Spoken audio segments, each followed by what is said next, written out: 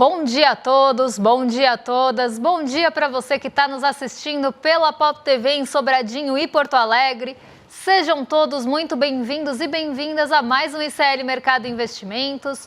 Hoje, segundona, dia de começar a semana já sabendo o que o mercado está esperando para a semana, o que está esperando para os nossos principais indicadores macroeconômicos. Então a gente vai passar por isso sim. Vamos falar de termômetro da Bolsa e vamos também falar de focos, que mudou alguma coisinha, mas ainda continua ali quase no mesmo ritmo das outras semanas, eu diria. E como não dá para ficar sem ele, hoje a gente também vai ter um novo episódio da nossa série, porque a gente tem 3 séries paralelas que acontecem aqui. A gente tem o Game of Thrones, a gente tem a Tarifa Fatal e a gente tem o Orange is the New alguma coisa, né? Porque cada dia a gente vai mudando. E hoje quem que vai analisar, quem que vai avaliar todas essas séries é o índice Rotten Orange. Eu ia falar Orange Tomatoes, eu tô assim de manhã, que é tipo aquele site que avalia ali as séries e os filmes. A gente vai usar isso para ver como é que está a avaliação de Donald Trump. Então, depois de tudo que aconteceu na semana, de tudo que aconteceu nesses primeiros 100 dias de governo, como é que está a aprovação dele? Já conto para vocês que está em queda, então o inverno também está chegando lá na Casa Branca. Mas antes de tudo isso, vamos dar uma passada na agenda, vamos ver o que tem hoje de indicador importante sendo divulgado, o que a gente tem de coisa boa vindo por aí. Então, vamos lá. Às 8 horas da manhã, saiu a sondagem da indústria de abril. Então, o índice da FGV já saiu do consumidor, já saiu da construção civil e agora sai a sondagem da indústria. Às 8h30, relatório Focus, aqui, velho conhecido nosso, né? Um participante semanal aqui do nosso programa. O que o mercado está esperando para os principais indicadores macroeconômicos? Temos IDP de março, investimento direto no país e transações correntes também. Então, hoje pela manhã, o Banco Central divulgou um monte de coisa, né? Saiu investimento direto, saiu transação corrente, saiu relatório Focus, trabalhou um monte o Banco Central. Mas não para por aí, porque às 3 horas sai a balança comercial semanal. Então, a gente vai ter aí aquela visão também, né? Velha conhecida nossa de agenda, toda semana eles atualizam a balança comercial para não surpreender ninguém. E mesmo assim ainda surpreende.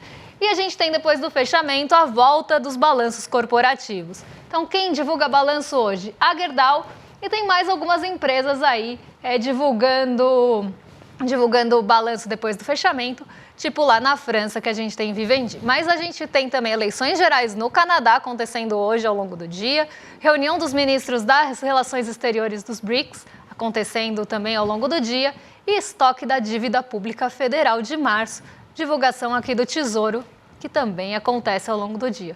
Então, a gente tem hoje balanços corporativos. Essa semana, gente, ela vai ser marcada por balanços corporativos e relatórios de emprego. Então, sentem aí que a gente vai ter bastante assunto para conversar essa semana, porque isso deve mexer muito com as expectativas.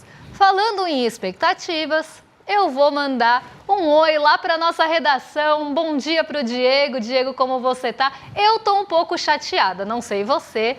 Eu tô um pouquinho chateada. Ontem até fui fazer outra coisa à tarde porque eu já estava cansada de passar vergonha. Mas, Diego, bom dia. O mercado, como é que ficou sexta? Será que o mercado ficou um pouco menos chateado que a gente no fim de semana? Bom dia, Débora. Bom dia para toda a nossa audiência. A pergunta que fica, na verdade, é bom dia para quem, né? Para a nação corintiana que não está tendo bom dia depois do sacode que a gente tomou ontem. Mas vamos deixar esse assunto quieto porque eu não quero passar mais vergonha do que eu já passei. Não bastava a depressão típica de domingo, tive que lidar com essa situação ontem. Mas bom dia aqui para Maria Helena, bom dia para Silvaneide Bastos, bom dia para nossa telespectadora fiel, MH Schweitzer, que já chegou com uma pergunta ótima, vou deixar ela para um pouco mais tarde, porque a gente vai abordar esse assunto aqui no nosso programa. Bom dia para o Leandro Abreu, bom dia para Jesus Alcindo Ribeiro Vieira, diretamente de Porto Alegre. Enfim, bom dia para todo mundo, bom dia para o meu amigo que pediu hoje um bom dia especial para o Guilherme Alan, um colega meu de muito tempo, muito querido. Já comecei a semana bem triste, né, Débora? Mas sabe quem encerrou a semana passada, na verdade, bastante feliz até? A nossa Bolsa. O Ibovespa encerrou a sexta-feira com uma leve alta de 0,12%, batendo 134.739,28 pontos. Ainda que, andando de lado na sexta, o principal indicador da P3 fechou a semana com um ganho acumulado impressionante de 3,93%. O dólar, mais uma vez, fechou o dia em queda, e na mesma intensidade que a Bolsa, bem de leve, A divisa caiu 0,08% a R$ 5,68. Com esse ambiente externo mais tranquilo, após o presidente dos Estados Unidos, o Trump, reduzir o tom tanto nas tensões com a China quanto com o presidente do Banco Central dos Estados Unidos, o Jerome Powell, adotando uma postura um pouco mais branda, os mercados internacionais terminaram a sexta-feira em clima de otimismo. Nessa pegada, as bolsas americanas também fecharam a semana no positivo. O Dow Jones subiu 0,05% no dia e 2,48% na semana. O S&P 500 avançou 0,74% no dia e 4,56% na semana. E o Nasdaq também ficou no azul, com avanço de 1,26% e 6,73% na semana. Débora? Vamos lá, vamos entender de onde veio esse otimismo ou esse restinho de fôlego na sexta-feira, porque o Dow Jones ele ficou ali quase no 0 a 0. Ele entrou no terreno positivo, mas bem ali com o último fôlego nos 45 quase do segundo tempo. Ele passou o dia orbitando essa estabilidade, orbitando 0 a 0. As outras bolsas até tiveram um fôlego um pouco maior, conseguiram puxar o Ibovespa inclusive, mas de onde veio, né, esse vento? Por que a gente teve ventos mais otimistas na nossa bolsa? Primeiro, a gente teve quase 3 semanas, foram 14 sessões consecutivas de saída de capital estrangeiro da nossa bolsa.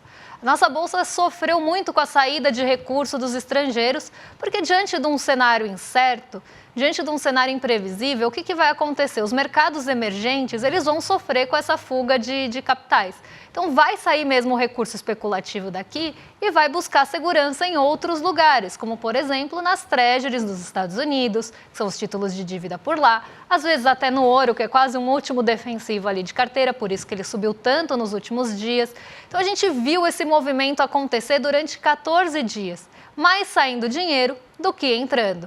Então, a gente acompanhou esse movimento bem de perto. E por que estava acontecendo isso? Justamente por toda a imprevisibilidade vinda dos Estados Unidos. Só que não foi só isso que ajudou a Bolsa. Então, a gente teve essa volta, né, o fim dessas 14 sessões que mais saíram dinheiro de fora do que entraram. Lembrando que isso é recurso especulativo, tá, gente? Eu sempre gosto de frisar esse ponto, para a gente não pensar que o capital estrangeiro, o recurso estrangeiro está entrando aqui, porque acredita na valorização de longo prazo das nossas empresas, acredita que elas vão gerar valor, ou que esse recurso quer fomentar alguma coisa aqui. Não. Eles querem ganhar no curto prazo, eles vão buscar o mercado que está mais propício para isso, e os emergentes naquele momento não estavam tão propícios, então saiu muito dinheiro. Na sexta, a gente viu a volta desse fôlego. Só que não foi só isso, como eu falei. A gente teve também um movimento mais positivo em Nova York que favoreceu o apetite pelo risco, só que a coisa também está um pouco azeda lá nos Estados Unidos.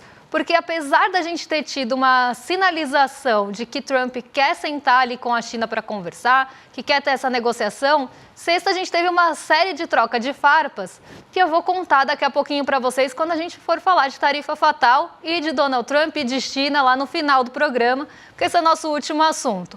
Só que teve também ali uma movimentação, justamente quando isso começou a acontecer, quando essa troca de farpas começou a acontecer, a nossa bolsa foi até para o negativo, perdeu o fôlego, Nova York perdeu o fôlego, só que aí os mercados ficaram um pouco mais otimistas em relação às negociações, em relação à guerra comercial, porque não teve nenhum movimento também concreto, então a gente volta ali para o positivo. O que trouxe a nossa bolsa quase para o terreno negativo também foi a Vale, que divulgou um resultado não tão favorável, a dívida aumentou, a geração, a potencial de geração de fluxo de caixa ali, ou de caixa, que as pessoas chamam de EBITDA, ou EBITDA, ficou menor, o lucro foi muito menor do que o mesmo período do ano passado.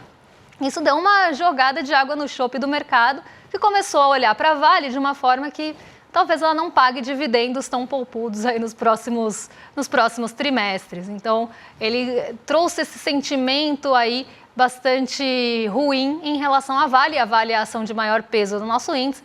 Então, ela estava segurando ali a alta. Ela ajudou a alta não ser tão grande, ou limitou essa alta. Então, a gente teve um dia bem complicado na sexta-feira, por isso que não subimos muito como as outras bolsas. Ficamos ali nos 0,12, passamos para o terreno negativo no meio da tarde, com as novas farpas, que eu vou contar daqui a pouquinho para vocês, e a gente depois retoma esse fôlego com o otimismo voltando de Nova York. Então, um dia bem ruim, assim, na nossa bolsa, com poucos condutores, os condutores indo em direções contrárias, os poucos que a gente tinha, e o IPCA 15 nessa história ficou em segundo plano total. Fez um pouquinho de preço nos juros, mas nem isso. Então, o mercado está olhando mesmo é para o cenário internacional, né? E nisso eu já vou puxar o termômetro da Bolsa, que são as expectativas de curto prazo aí que o mercado tem para a nossa Bolsa ou para o nosso Ibovespa. Essa semana, uma semana de mais otimismo, inclusive parte do pessimismo e das pessoas que achavam que a Bolsa ia ficar na estabilidade na semana passada, foram ali para o lado mais otimista da coisa, então otimista. Então, olha só, sai de 50% os agentes ou os respondentes que acreditavam em alta e vai agora para 57,14%. Então, sai ali um pouco de gente que acreditava que o mercado ia cair na semana passada, que era 33,33%, que erraram, né, porque a Bolsa subiu 3,93% na semana passada, e parte também que esperava a estabilidade, que a gente ficasse no 0 a 0, também vai ali para o terreno positivo, porque 57,14 esperam alta, 14,29 espera queda e 28,57 espera estabilidade, desculpa, e 28,57 espera queda. Então aqui a gente vê que esses movimentos mais pessimistas ou de quem acha que a Bolsa vai ficar ali muito perto do zero, começou a ir para uma semana mais positiva. Só que essa semana tem indicadores muito importantes, é o quarteto aí. Poderia falar 4 cavaleiros de alguma coisa? Poderia, mas eu não sei como é que eles vão vir, né? Então vamos lá. CAGED, que são as abertura de vagas no setor privado, a PNAD, que é o relatório mais ali completo de emprego, tem PIB nos Estados Unidos, tem PCI, que é o índice de gastos com consumo pessoal, que o Banco Central dos Estados Unidos adora para tomar decisão de política monetária. E política de decisão de política monetária, hoje está difícil, hein? Decisão de política monetária nos Estados Unidos afeta o mundo todo, porque a taxa de juros deles é referência. E a gente tem também, além de tudo isso, como se não fosse, poderia colocar um quinto cavaleiro aí, que é o payroll, que também sai o relatório de empregos dos Estados Unidos. Então, como eu falei, essa semana ela é muito voltada para dados de mercado de trabalho e ainda tem PIB nos Estados Unidos. Então, tudo pode mudar. Então, o mercado está bem otimista, inclusive, né? A maioria otimista aí. Mas é uma semana complicada, porque se algum desses indicadores for na direção contrária do que se espera, tem muito potencial para levar a nossa bolsa para o terreno negativo. Então, como eu falei, o mercado está bastante otimista essa semana, até numa semana mais curta, que a gente vai ter posicionamento de mercado antes do feriado, para passar o feriado ali tranquilamente. Na emenda quase não tem liquidez, apesar do mercado estar aberto, é um dia mais parado, porque as pessoas se posicionam antes para o que vai vir depois. Então, a gente tem uma semana bastante complexa e cheia de indicadores, mas o mercado no curto prazo está otimista. Vamos ver se eles vão acertar, porque no curto prazo até que eles têm acertado. Mas no longo prazo não tanto, né, Diego? A gente tem Focus saindo hoje. Conta pra gente aí o que o mercado está falando sobre o Focus. Será que o mercado também passou bom fim de semana? Está mais otimista? Está falando aí... Mudou pouco, né? Não mudou absurdamente. Pois é, Débora, puxando aqui o gancho para o nosso próximo assunto, que é o Focus, né? Para quem não sabe, o relatório Focus ele foi divulgado hoje pela manhãzinha, às 8h25 da manhã, pelo Banco Central, do Brasil no caso, e ele contém as projeções do mercado financeiro para os principais indicadores macroeconômicos do país, que são o PIB, o IPCA, taxa de juros, Selic e o câmbio. Apesar da gente sempre brincar, né, que o Focus, na verdade, são mais as vozes das cabeças dos grandes banqueiros e financistas do que projeções econômicas baseadas em cálculos e tudo mais, a gente precisa sempre estar atento ao que o mercado financeiro está pensando e projetando, né? Afinal de contas, se trata do setor mais influente hoje da classe dominante brasileira. E é isso, não teve nenhuma grande alteração de peso, não é, Débora? Como que o mercado está hoje? Como que ele passou esse final de semana? Ficou triste que nem eu, com o resultado do jogo do Corinthians ontem, acordou de bom humor? Olha, melhorou um pouco em alguns aspectos, mas até essa medição do Focus vem na sexta-feira, né? A resposta ela acontece até o fim do dia de sexta-feira, e a sexta-feira foi marcada pelo IPCA 15. E a mudança assim mais marcante do Focus nessa semana foi justamente a do IPCA, que caiu de novo. O mercado vem revisando e vem mudando as suas projeções para o final desse ano em relação à inflação. Então, vamos colocar aqui na tela só para o pessoal de casa acompanhar comigo aqui o que eu for explicando, mas a gente teve uma queda da semana passada para cá na inflação esperada para 2025. Basicamente, 2025, só isso mudou. Então, sai ali de 5,57, lembrando que chegou a 5,65 em algumas semanas e ela vem sendo reduzida semana após semana. voltando ali para perto, patamares perto do que a gente estava no comecinho do ano. Então, 5,55 é a inflação esperada para esse mês, né, para esse ano. E a gente tem, né, essa revisão depois do IPCA 15. E o IPCA 15 ele foi muito polêmico. A leitura do IPCA 15 foi muito polêmica e dividiu opiniões entre os economistas, entre os analistas de mercado. Porque parte viu aquela leitura como benéfica, porque teve ali uma desaceleração em alguns componentes, como os combustíveis, que tem um potencial de afetar ali alguns produtos em cadeia no longo prazo, se permanecem altos, apesar dos 12 meses ainda estarem altos os preços, né, ou a inflação dos combustíveis ainda está alta, ela teve uma desaceleração em relação ao mês passado, pelo menos nessa prévia, porque dissipou um pouco do efeito do ICMS. Então, isso pode, né, arrefecer algum custo de frete. A gente sabe que a nossa malha rodoviária é muito importante, isso bateria em outros pontos, como, por exemplo, produtos que são levados pela malha rodoviária, por exemplo, alimentos aqui. Então, as pessoas começaram a ver esse possível desencadeamento da inflação. Porque parte olhou mais para outros tópicos. Então, a persistência da inflação de alimentos, que isso não está sendo resolvido, que isso não está sendo ali resolvido e não vai ser.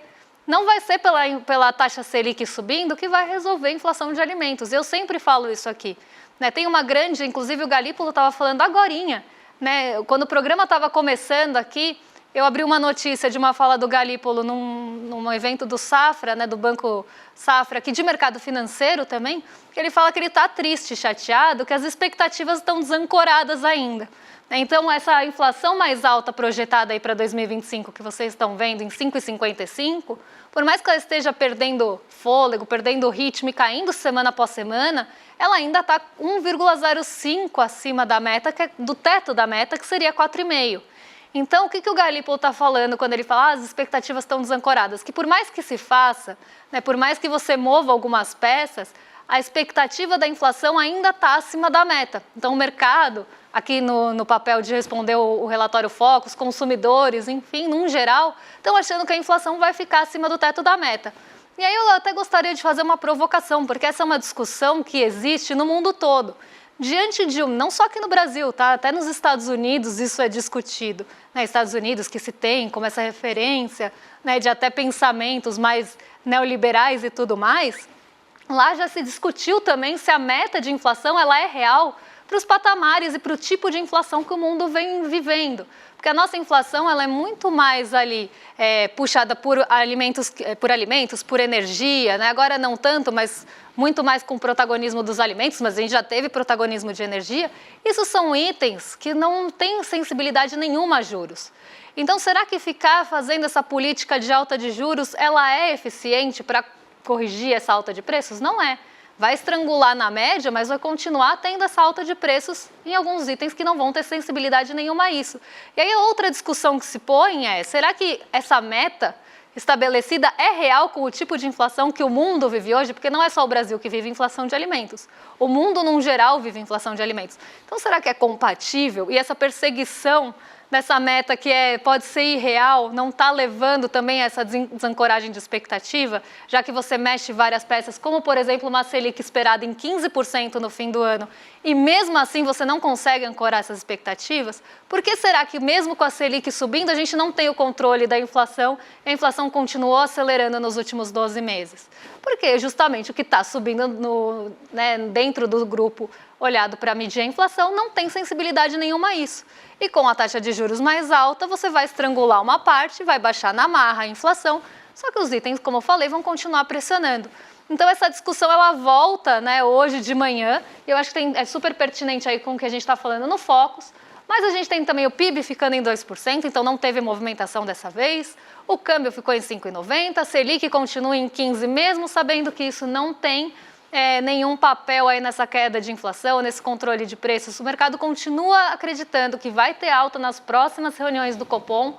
4,51 é a inflação esperada para o ano que vem, só que a gente sabe que ano que vem ainda tem muita água para rolar, só que um ponto importante aqui é que ela sai da meta, né? Estava em 4,5 aqui, e aí nessa revisão, nessa semana, a gente sai inclusive do teto da meta para o ano que vem. Então o mercado não está só esperando que vai estourar o teto da meta nesse ano, mas também no ano que vem. O PIB em 1,70, O câmbio caiu de novo para 26, mas ainda acima do patamar de 25. Então é esperado um câmbio mais alto no ano que vem do que nesse ano, mostrando que a valorização do real não deve se sustentar na visão do mercado financeiro. E Selic em 12,5 para o ano que vem, também apontando aí que a gente deve ter uma redução na Selic, num ritmo não tão rápido, mas que ela deve cair no ano que vem. Então nada deve mudar nesse ano a não ser a alta, e no ano que vem ela deve começar a cair, mas num ritmo não tão forte, mostrando que ainda tem pressão nos juros, mesmo que a gente não tenha aí esse problema resolvido pela alta de juros, como a gente fala que é na nossa canequinha que foi a sorteada, a Selic não faz chover, né? Então não vai resolver problemas climáticos, não vai resolver problemas de calor, não vai resolver inflação de alimentos no mundo. Mas conta aí, Diego, como é que está o chat? O pessoal está se movimentando? Tem dúvida? Não tem? Tem comentário? Não tem? O que temos por aí na redação? Alguma novidade? Conta pra gente. Olha, Débora, a respeito do chat, da audiência, a galera está empolvorosa e começaram a semana muito felizes. Inclusive, a gente está contando com uma participação extraoficial do William De Luca aqui no nosso comentário, interagindo com parte da audiência, brincando aqui com a galera, que eu acho, sinceramente, muito massa, né? Que as pessoas tenham esse contato com os nossos apresentadores, fico muito feliz. Inclusive, vou dar um bom dia para outro nosso telespectador fiel, que acabou de chegar aqui, o André Bolzão, nosso querido, conheço ele há um tempo já, muito feliz de ter você aqui conosco. Mas, Débora, na verdade, logo no início do nosso programa, pintou uma dúvida espetacular por parte da nossa telespectadora fiel, a MH Schweitzer. E ela quer saber onde que está a riqueza do Brasil captada em cima de impostos dos Estados Unidos. Eu estou colocando essa pergunta aqui, Débora, porque o nosso próximo assunto já é mais um episódio da tarifa fatal, né? E eu acho que essa seria uma boa forma da gente poder começar essa discussão, né? Onde que está essa suposta riqueza que o Brasil tanto fez com base em impostos em cima dos produtos estadunidenses, né? Débora?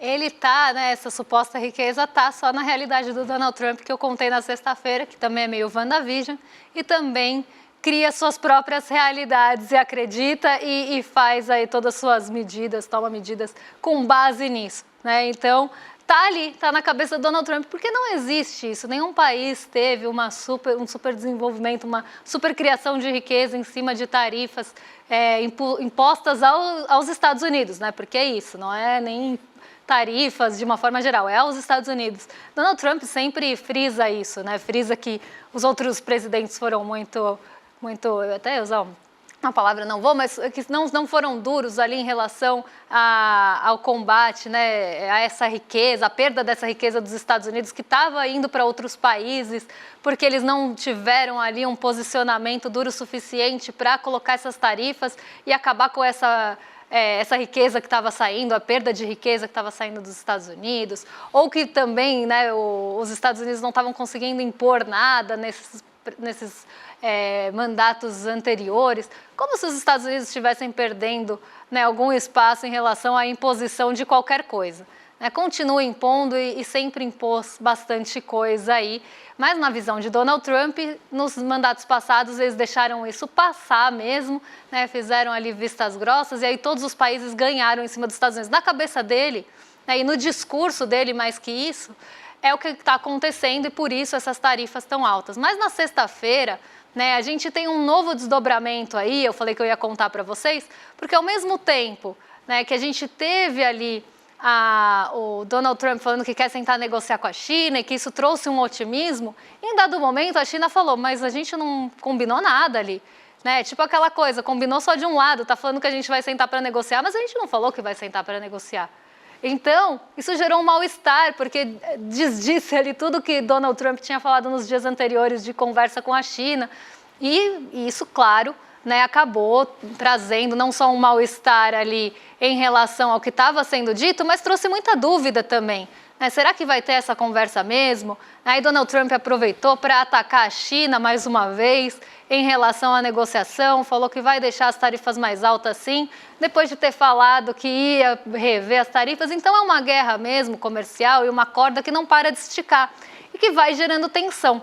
E essa tensão ela já está sendo percebida pelos próprios estadunidenses ali, pelas pessoas, né, que moram e que estão lá nos Estados Unidos. E as pesquisas mostram isso, né? E é muito interessante, por isso que eu falei que é o índice Rotten Oranges, porque das 3 séries a gente vai avaliar agora o que está pegando lá nos Estados Unidos em relação à economia. Claro, nos outros aspectos a gente nem vai entrar, porque já foi dito aí nos outros jornais, mas vamos entrar na parte de economia. O que está pegando para os estadunidenses? O que está pegando lá para o pessoal dos Estados Unidos em relação ao governo Trump?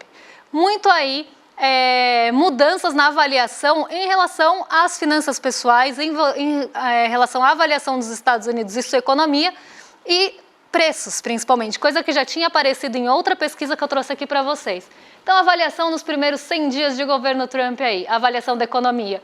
73% dizem que a economia dos Estados Unidos está em má situação, então a avaliação é ruim na economia dos Estados Unidos. Mudança na economia desde que o Trump assumiu. 53% afirmaram que teve piora na economia. E finanças pessoais, que também é um tópico que já tinha aparecido na outra pesquisa que tinha acontecido antes, né, desses 100 dias, 41% relatam que as finanças pessoais pioraram.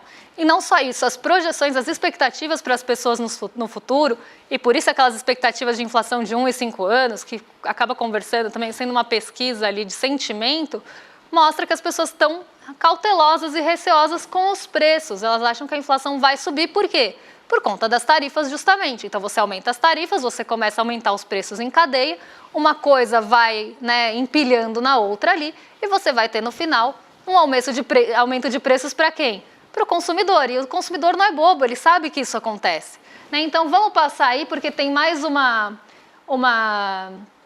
página de pesquisa que fala justamente isso, né, da expectativa de que a inflação vai piorar. Então, a inflação percebida já é maior, né? 62% disseram que os preços estão subindo e 71% acreditam que isso veio do impacto do tarifaço. Então, o inverno não está chegando só para o agro, que já percebeu isso, para Wall Street, que está querendo pular fora do barco, que para o setor ali automotivo dos Estados Unidos, que não está nada contente, e agora para a Casa Branca em forma de pesquisa, mostrando que as pessoas também já perceberam que isso vai bater no bolso delas mais cedo ou mais tarde. Então elas estão descontentes, porque uma das bandeiras e uma das coisas defendidas ali na campanha do Trump era justamente a inflação, que a inflação tinha ficado muito alta nos últimos tempos e que isso era um absurdo. E muita gente comprou essa ideia e embarcou nesse discurso, né, de que a inflação estava alta e que Trump ia ajudar a controlar os preços. Só que as medidas que ele está tomando, né, acabam levando justamente para o lado contrário, né, vai aí aumentar os preços. E aí, né, tem concordância com o argumento de Trump sobre o fortalecimento da economia, com tudo isso caiu para 31%, só 31% dos entrevistados aceitam que a economia vai ficar mais forte no longo prazo.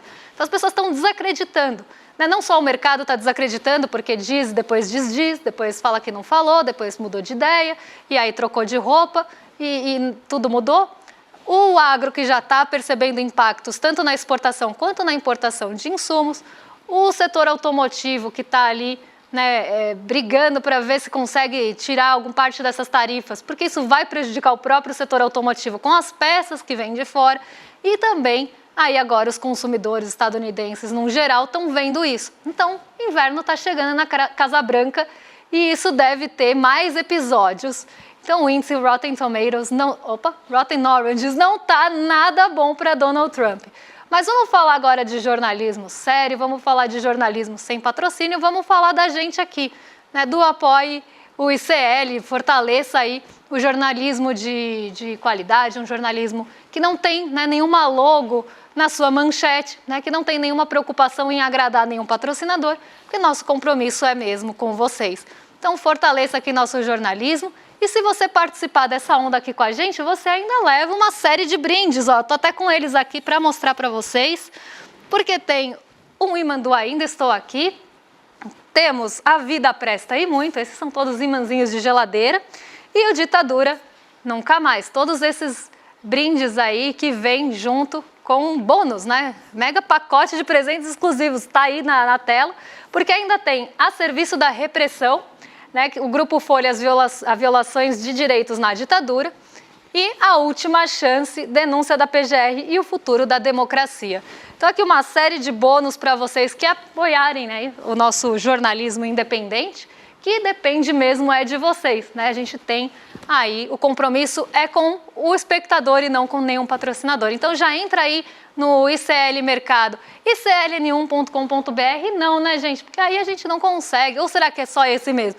A gente não consegue linkzinho, mas é iclmercado.com.br ou no QR Code que está aqui desse lado da tela, sempre aponto para o lado errado, né?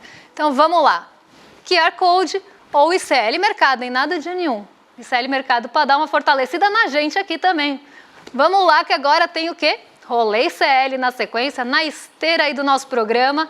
William De Luca e o Guga Noblat já estão prontos. O William De Luca estava na redação. Será que ele já subiu? Bom, vamos lá. E Rolê ICL com vocês a partir de agora. E eu volto amanhã para trazer as atualizações dessa novela sem fim. Parece uma caverna do dragão. Para trazer aí todos os outros aspectos que estão mexendo com a nossa bolsa, com o nosso bolso e com as nossas vidas. Um beijão e até lá, pessoal. Jornalismo de verdade coloca o interesse do público acima de qualquer outro. Essa é a gravidade da situação. Como que a gente hoje, que tem imagens imediatas do que se passa, aceita uma coisa dessa? Incomoda os poderosos. Ele me viu, olhou no meu olho, já mandei ele atrás de ti, cadê a A gente entrou agora numa cruzada contra esse crime das tais apostas esportivas. Jornalismo de verdade não se omite nunca. Está sempre ao lado da democracia. Que eu já falei várias vezes, né? Sobre como o Cid omitiu e até mentiu algumas vezes. As urnas, elas funcionam. A denúncia foi recebida por unanimidade. Não descansa, porque a notícia também não. A gente está subindo uma trilha no meio do mato. É um lugar perigoso também, porque é esse tipo de pedaço de terra que acabou deslizando lá para baixo, né? Então a gente está prestando atenção e está subindo para mostrar lá de cima. Jornalismo de verdade denuncia as injustiças. Um grupo de pessoas cada vez maior está sendo trazido e despejado aqui por Paraisópolis. Jornalismo de verdade é livre, sem patrocínio, sem monetização e com independência para dizer o que precisa ser dito. O ICN só pode fazer jornalismo de verdade graças ao apoio da comunidade corajosa que luta ao nosso lado. Faça parte da comunidade do ICL e apoie a nossa luta pelo jornalismo de verdade.